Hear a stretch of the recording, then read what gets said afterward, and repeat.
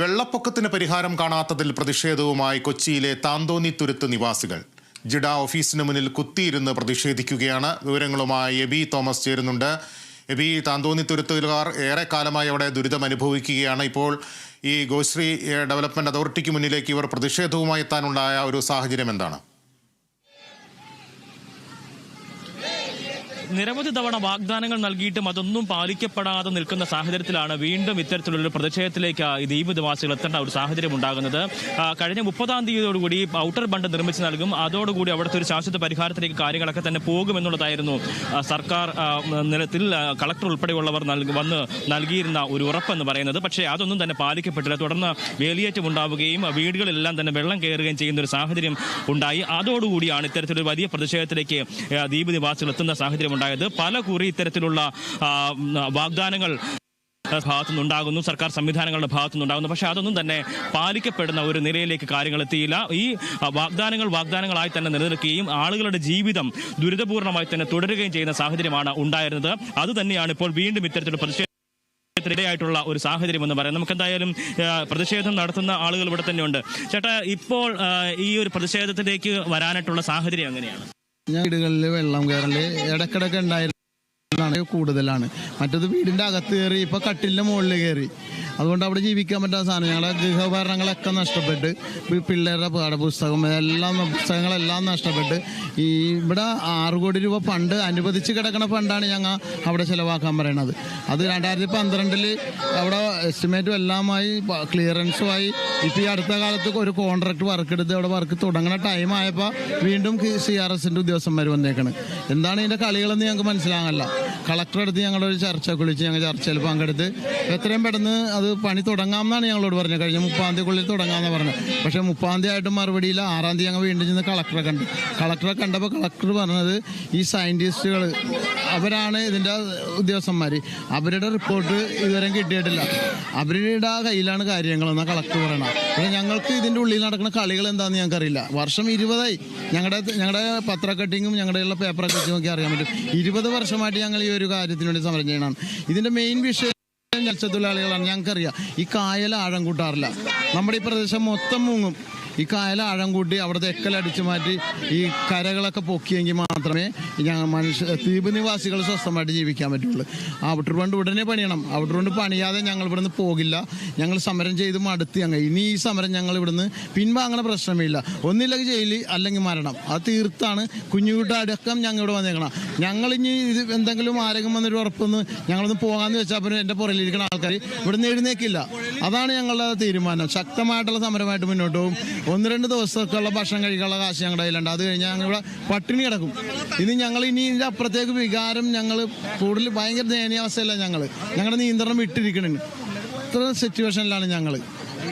ഈ ഔട്ടർ ബണ്ട് നിർമ്മിക്കുന്നതിന് വേണ്ടിയിട്ടുള്ള ഫണ്ട് നേരത്തെ തന്നെ അനുവദിച്ചതല്ല. അതിന്റെ ചർച്ചകളും കാര്യങ്ങളൊക്കെ പലകുറി നടന്നിട്ടുള്ളതാണ്. നമ്മൾ നേരത്തെ ഇവിടെ പ്രതിഷേധം ഉണ്ടായിരുന്നു. അന്ന് ഈ 30-ാം തീയതിയോടുകൂടി അതിന്റെ നിർമ്മാണം ആരംഭിക്കുമെന്നാണ് പറഞ്ഞത്. അത് കഴിഞ്ഞ 19-ാം തീയതിയാണ് വെള്ളം കയറി. ഞങ്ങൾ ഓടി ഇങ്ങോട്ട് വന്ന് 20-ാം തീയതി കളക്ടർ ഇവിടെ വന്ന് കളക്ടറോട് ഞങ്ങൾ പറഞ്ഞ് സാറിന്റെ കയ്യിൽ മാത്രമല്ലെന്ന് ഞങ്ങൾ ഇപ്പോൾ ചെറിയ അറിവ് വെച്ച് ഞങ്ങൾ പറഞ്ഞു. അപ്പോൾ ഉദ്യോഗസ്ഥന്മാർ വേണം എന്ന് പറഞ്ഞു. അവരെ വിളിച്ചിട്ട് 20-ാം തീയതി കളക്ടർ ക്യാമ്പ് ഓഫീസിൽ ചർച്ച നടന്നു. 20-ാം തീയതി വൈകിട്ട് 5 മണിക്ക്. അപ്പോൾ അവരുണ്ടായി, ഇറിഗേഷൻ ഉണ്ടായി, മറ്റു ബന്ധപ്പെട്ട ഉദ്യോഗസ്ഥന്മാരെല്ലാവരും ഉണ്ടായി. വർക്കെടുത്ത കോൺട്രാക്ട് വരെയും ഉണ്ടായി ആ മീറ്റിങ്ങിൽ. എന്നിട്ട് കളക്ടർ പറഞ്ഞത് 30-ാം തീയതിക്കുള്ളിൽ വർക്ക് തുടങ്ങാം എന്നാണ് ഞങ്ങളോട് പറഞ്ഞത്. ഇതിൻ്റെ ഇടയിൽ ഞങ്ങൾ അന്വേഷിച്ചപ്പോൾ CRSന്റെ ഒരു മീറ്റിംഗ് ഉണ്ട്. അത് 27-ാം തീയതി നടന്ന്. അവർ ഈ ചോദിച്ചേക്കണത് വീണ്ടും പഴയ കാര്യങ്ങൾ തന്നെയാണ് അവർ വീണ്ടും ചോദിച്ചേക്കണം. 2012-18 വെള്ളപ്പൊക്കം അതിൻ്റെ സ്റ്റഡി നടത്തിയ റിപ്പോർട്ട് വരെയൊക്കെ അവർ മിൻസിൽ ചോദിച്ചിട്ടുണ്ട്. ഇത് നടത്താതിരിക്കാൻ വേണ്ടിയാണ്. ഇത് ആരാണ് ഇതിൻ്റെ ഇടയിൽ കിടന്ന് കളിക്കണമെന്ന് ഞങ്ങൾക്കറിയില്ല. ഇനി ഞങ്ങൾ എന്തായാലും അവിടെ ഒരു കല്ലെങ്കിലും ഇടാതെ ഞങ്ങൾ ഇവിടുന്ന് എഴുന്നേക്കണ ഒരു പ്രശ്നമേ ഇല്ല. നിവാസികളെ മൊത്തം അവിടെ നിന്ന് കുടിയൊഴിപ്പിക്കുക എന്നുള്ളൊരു ഉദ്ദേശത്തിന് ദ്വീപ് നിവാസികളെ കുടിയൊഴിപ്പിക്കാമെന്ന അങ്ങനെയൊന്നും ഞങ്ങൾക്ക് തോന്നലില്ല. എന്നുവെച്ചാൽ അവിടെ 110 ഏക്കറുണ്ട്. അത് കുറേ ഏരിയ പ്രൈവറ്റ് പ്രോപ്പർട്ടിയാണ്, പല പാർട്ടി എടുത്തിട്ടുണ്ട്. അവർക്ക് വിചാരിച്ചിട്ട് അവിടെ വികസനമൊന്നും കൊണ്ടുവരാൻ പറ്റില്ല. അതിൻ്റെ ഇടയിലുള്ള ശരിക്കായ വിവരമൊന്നും നമുക്കില്ല.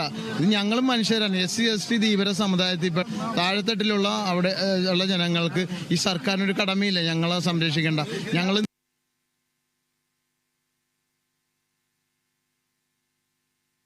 കൊച്ചി കൊച്ചി മഹാനഗരത്തോട് ചേർന്ന് കിടക്കുന്ന താന്തോണിത്തുരുത്തെന്ന ചെറിയൊരു ദ്വീപിലെ നിവാസികൾ പ്രതിഷേധത്തിലാണ്. വേലിയേറ്റത്തെ തുടർന്ന് അവരുടെ വീടുകളിലെല്ലാം വെള്ളം കയറി, കുട്ടികളുടെ പാഠപുസ്തകങ്ങളടക്കം നനഞ്ഞു പോയിരിക്കുന്നു. ഗത്യന്തരമില്ലാതെ ഗോശ്രീ ഐലൻഡ് ഡെവലപ്മെന്റ് അതോറിറ്റി എന്ന ജിഡ ഓഫീസിന് മുന്നിൽ ദ്വീപ് നിവാസികൾ പ്രതിഷേധം നടത്തുകയാണ്. ഇവർ പോകുന്ന സാഹചര്യം. എന്തായാലും MLA ഇപ്പോൾ അകത്തേക്ക്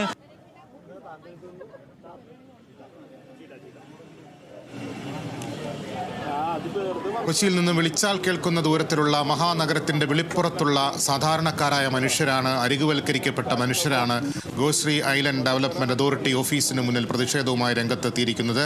വേലിയേറ്റത്തെ തുടർന്ന് വീടുകളിൽ വെള്ളം കയറുന്നത് സ്ഥിരമായ സംഭവമായതോടുകൂടി ഗത്യന്തരമില്ലാതെ അവർ രംഗത്ത് ഇറങ്ങിയിരിക്കുകയാണ്.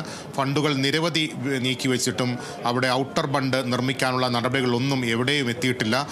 കുട്ടികളുടെ പുസ്തകങ്ങളടക്കം നനഞ്ഞ് സമ്പാദ്യമെല്ലാം നനഞ്ഞു പോകുന്ന ഒരു സ്ഥിതിവിശേഷത്തിൽ സമരരംഗത്തേക്ക് ഇറങ്ങുകയല്ലാതെ അവർക്ക് മുന്നിൽ മാർഗങ്ങളില്ല. ഗോശ്രീ ഐലൻഡ് ഡെവലപ്മെന്റ് അതോറിറ്റി എന്ന ജിഡ ഓഫീസിന് മുന്നിൽ ധർണ നടത്തുകയാണ് പ്രദേശവാസികൾ. TJ വിനോദ് MLA അടക്കമുള്ളവർ ആ സ്ഥലത്തുണ്ട്. പ്രതിഷേധം ശക്തമാക്കാൻ തന്നെയാണ് അവരുടെ തീരുമാനം. ഒരു കാരണവശാലും ഈ പ്രശ്നത്തിന് പരിഹാരമുണ്ടാക്കാതെ ഇവിടെ നിന്ന് എഴുന്നേറ്റ് പോകില്ലെന്ന് തന്നെയാണ് സ്ത്രീകളും കുട്ടികളും അടക്കമുള്ള സമരക്കാർ പറയുന്നത്. മഹാനഗരം വളർന്നു വികസിക്കുമ്പോൾ അതിൻ്റെ അരികുകളിലേക്ക് ഒരുപാട് മനുഷ്യർ മാറ്റി നിർത്തപ്പെടുന്നുണ്ട്. അവരുടെ ജീവിത ദുരിതങ്ങളാണ് ഇപ്പോൾ നമ്മൾ നേർചിത്രങ്ങളായി കണ്ടുകൊണ്ടിരിക്കുന്നത്. വേലിയേറ്റ സമയത്ത് വീടുകളിൽ വെള്ളം കയറുന്നു, ജീവിക്കാൻ പറ്റാത്ത സ്ഥിതിവിശേഷം ഉണ്ടായിരിക്കുന്നു. അവിടെ യാതൊരു തരത്തിലുള്ള അടിസ്ഥാന സൗകര്യങ്ങളും ഏർപ്പെടുത്താനാകാത്ത സ്ഥിതി. നമ്മുടെ സർക്കാർ സംവിധാനങ്ങൾ ഏതു തരത്തിലുള്ള മനുഷ്യരുടെ പ്രശ്നങ്ങളെയാണ് അഭിസംബോധന ചെയ്യുന്നതെന്ന വലിയ ചോദ്യമാണ് താന്തോണിത്തുരുത്തെന്ന തുരുത്തു നിവാസികൾ പൊതുജനങ്ങൾക്ക് മുന്നിൽ, പൊതുസമൂഹത്തിന് മുന്നിൽ, അധികാരികൾക്ക് മുന്നിലൊക്കെ വയ്ക്കുന്നത്. ഗത്യന്തരമില്ലാതെ പോരാട്ടത്തിനിറങ്ങിയിരിക്കുകയാണ്, സമര പോരാട്ടത്തിനിറങ്ങിയിരിക്കുകയാണ് ദ്വീപ് നിവാസികൾ. സ്ത്രീകളുണ്ട്, കുട്ടികളുണ്ട്, മുതിർന്നവരുണ്ട്, പ്രായമായവരുണ്ട്. എല്ലാവരും തന്നെ ഈ പ്രശ്നത്തിനൊരു പരിഹാരം ഉണ്ടാക്കാതെ ഗോശ്രീ ഐലൻഡ് ഡെവലപ്മെന്റ് അതോറിറ്റിയുടെ മുന്നിൽ നിന്നും പോകില്ല എന്ന നിലപാടിൽ ഉറച്ചു നിൽക്കുന്നു.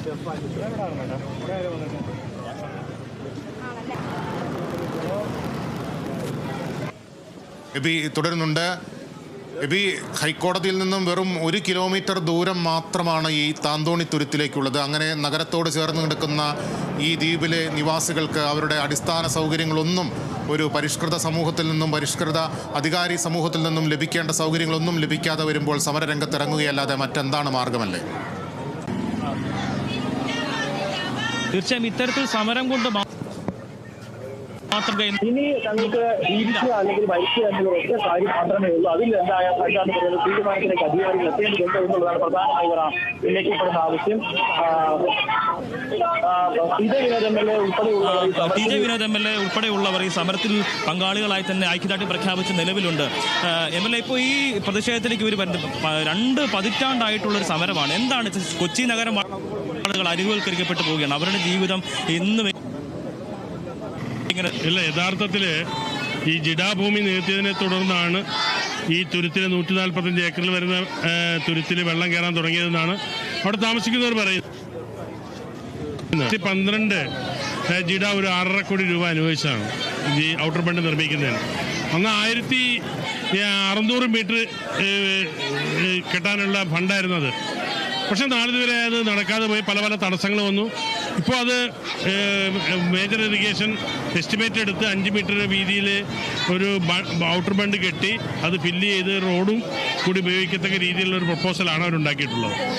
അപ്പോഴാണ് CRZ-ന് NOC വേണമെന്ന് പറഞ്ഞത്. CRZ-ന് NOCക്ക് വേണ്ടി കഴിഞ്ഞ 8 മാസമായി കോസ്റ്റൽ സോൺ മാനേജ്മെൻറ്റ് അതോറിറ്റിയുടെ മുന്നിൽ നമ്മൾ നിൽക്കുകയാണ്. ഓരോരോ തടസ്സങ്ങൾ പറഞ്ഞ് ഓരോ കമ്മിറ്റി കൂടുമ്പോൾ ഇത് മാറ്റിവെച്ചുകൊണ്ടിരിക്കുകയാണ്. ഏറ്റവും അവസാനം കഴിഞ്ഞ 26-ാം തീയതി വെള്ളം കയറിയപ്പോൾ ഇവരെല്ലാവരും സമരം ചെയ്തു. കളക്ടറുടെ ക്യാമ്പ് ഓഫീസിൽ 27-ാം തീയതി ഒരു മീറ്റിംഗ് കൂടി.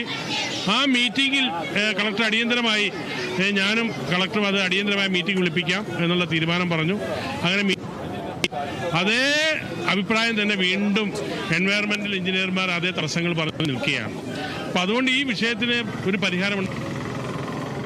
മണിമാളികകൾ പണിത് അപ്പുറത്ത് സുഖമായ ആളുകൾ താമസിക്കുന്നു. തൊട്ടപ്പുറത്ത് കുടുംബങ്ങൾ രാത്രി അർദ്ധരാത്രി വെള്ളം കയറി ജീവിതം ദുസ്സഹമായി നിൽക്കുകയാണ്.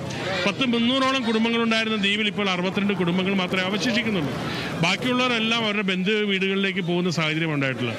അപ്പോൾ ഇത്തരമൊരു ദാരുണമായ, ഒരു മനുഷ്യത്വരഹിതമായ ഒരു മനുഷ്യാവാസ ലംഘനമാണ് കോസ്റ്റൽ സോൺ മാനേജ്മെൻറ്റ് അതോറിറ്റി നടത്തുന്നത് എന്നുള്ളതാണ് MLA എന്നുള്ള എനിക്ക് സൂചിപ്പിക്കാനുള്ളത്. അടിയന്തരമായി ഗവൺമെൻറ് ഇടപെട്ട് ഈ പ്രശ്നത്തിൽ പരിഹാരം ഉണ്ടാക്കണം. മുഖ്യമന്ത്രിക്ക് നമ്മൾ ഈ ജില്ലയുടെ ചുമതലയുള്ള മന്ത്രിയെ കാര്യങ്ങൾ ധരിപ്പിച്ചിട്ട് അദ്ദേഹം ഒരു മീറ്റിംഗ് വിളിക്കാം എന്ന് പറഞ്ഞിട്ടുണ്ട്. അപ്പോൾ അത് പരിഹരിച്ച് ഇതിനുള്ളൊരു സാങ്കേതിക ഈ CRSന്റെ കോസ്റ്റൽ സോൺ മാനേജ്മെൻറ്റ് അതോറിറ്റിയുടെ അംഗീകാരം കൂടി കിട്ടി വർക്ക് പൂർത്തീകരിക്കാനുള്ള നടപടി ഉണ്ടാകണമെന്നുള്ളതാണ് ഇവിടെ ആവശ്യം. അത് തീർത്തും ന്യായമാണ് എന്നുള്ള കാര്യത്തിൽ ആരും സംശയമില്ല. ഇന്നിപ്പോൾ ഇവരിപ്പോൾ പറഞ്ഞിരിക്കുന്നത് 10-20 കൊല്ലമായിട്ട് സമരം ചെയ്ത് തന്നെ മുന്നോട്ട് പോകുകയാണ്. പക്ഷേ ഇനിയിപ്പോൾ ഒരു സമരവും അല്ലെങ്കിൽ തുടർ സമരത്തിലേക്ക് എന്നുള്ളതല്ല, മറിച്ച് അതിനൊരു തീരുമാനമാകുക എന്നുള്ളതാണ്. അത് എത്രയും പെട്ടെന്ന് സാധ്യമാകുന്നതിന് എന്തെല്ലാം അതാണ് ഞാൻ പറഞ്ഞില്ല. ഇനി അതിൻ്റെ അകത്ത് ഈ കോസ്റ്റൽ സോൺ മാനേജ്മെന്റ് അതോറിറ്റിയുടെ ടെക്നിക്കൽ എഞ്ചിനീയർമാരുടെ അനുമതി കിട്ടുമെന്നുള്ള പ്രതീക്ഷ എനിക്ക് തീരെയില്ല. അവരോരോ തടസ്സം ഇവരാദ്യം പറയുന്നത് ഇവരെല്ലാം ഒരു സൈഡിലേക്ക് മാറ്റി പാർപ്പിച്ച് വലിയ തൂണിൻ്റെ മുകളിൽ വീട് വെച്ച് അവർക്ക് കൊടുക്കണമെന്നൊക്കെയാണ് അവർ പറയുന്നത്. ഒട്ടും പ്രായോഗികമല്ലാത്ത നിർദ്ദേശമാണ്. ഇപ്പോൾ മാംഗ്രോവ്സ് കട്ട് ചെയ്യേണ്ടതായിട്ട് വരുന്നത്. അപ്പോൾ നമ്മൾ പറഞ്ഞു 5 times മാംഗ്രോവ്സ് നമ്മൾ പുതിയതായി നട്ടുപിടിപ്പിക്കാമെന്ന് പറഞ്ഞു. അപ്പോൾ അങ്ങനെ വേണമെന്നുണ്ടെങ്കിൽ കേന്ദ്ര എൻവയറമെൻറ്റൽ മിനിസ്ട്രിയുടെ അനുമതി വാങ്ങിക്കണമെന്നൊക്കെ പറഞ്ഞ് ഓരോ തടസ്സങ്ങൾ പറഞ്ഞ് മുന്നോട്ട് പോയാണ്. എന്തിനാണ് 5 മീറ്റർ വീതിയിൽ ഈ വഴി ഉണ്ടാക്കണം, 1 മീറ്റർ പോരെ എന്നുള്ളതാണ് അവരുടെ ചോദ്യം.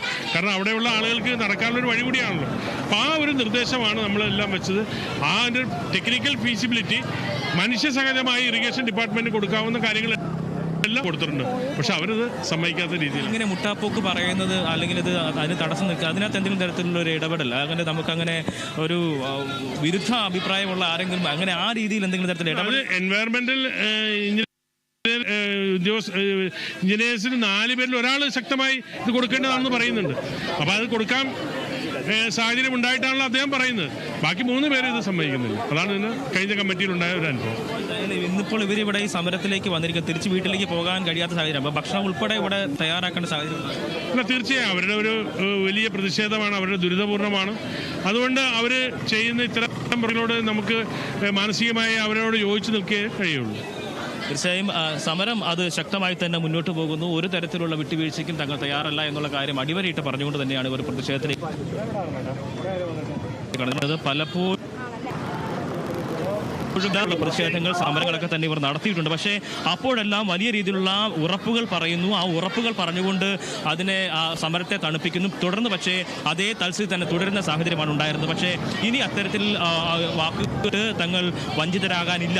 ഇതിനൊരു ശാശ്വതമായിട്ടുള്ള പരിഹാരം കണ്ടെങ്കിൽ മാത്രമേ തങ്ങൾ ഇതുമായി ബന്ധപ്പെട്ട് തങ്ങളുടെ പ്രതിഷേധത്തിൽ നിന്നും പിന്മാറുകയുള്ളൂ എന്നുള്ളതാണ് പ്രധാനമായും ഇവർ ചൂണ്ടിക്കാണിക്കുന്ന കാര്യം. എന്തായാലും വളരെ ദുസ്സഹമായി തന്നെ ആ ജീവിതം മുന്നോട്ട് കൊണ്ടുപോയി പോകുന്ന സാഹചര്യമാണ്. ലിബീഷ് പറഞ്ഞതുപോലെ തന്നെ ഈ ഒരു ഭാഗത്ത് വലിയ രീതിയിൽ നഗരം വളർന്ന് വികസിക്കുമ്പോൾ ഒരു വിഭാഗം ആളുകൾ മാത്രം അരികുവൽക്കരിക്കപ്പെടുകയും അവരുടെ ജീവിതം എന്നും ദുസ്സഹമായി തന്നെ തുടരുകയും ചെയ്യുന്ന ഒരു സാഹചര്യമാണ് നിലവിൽ. അത് തന്നെയാണ് ഈ തുരുത്ത് നിവാസികളുടെ കാര്യത്തിലും ഉണ്ടായിരിക്കുന്നത്. എന്തായാലും ഇതിന് ശാശ്വതമായിട്ടുള്ള പരിഹാരം ഉണ്ടാകുന്നത് വരെ ഈ പ്രതിഷേധം തുടരും എന്ന് തന്നെയാണ് ഇവർ ചൂണ്ടിക്കാണിക്കുന്നത്. ആ നിലയ്ക്കുള്ള പ്രതിഷേധമാണ് ജിഡ ഓഫീസിന് മുന്നിൽ തുടർന്നുകൊണ്ടിരിക്കുന്നത്. ലിബി,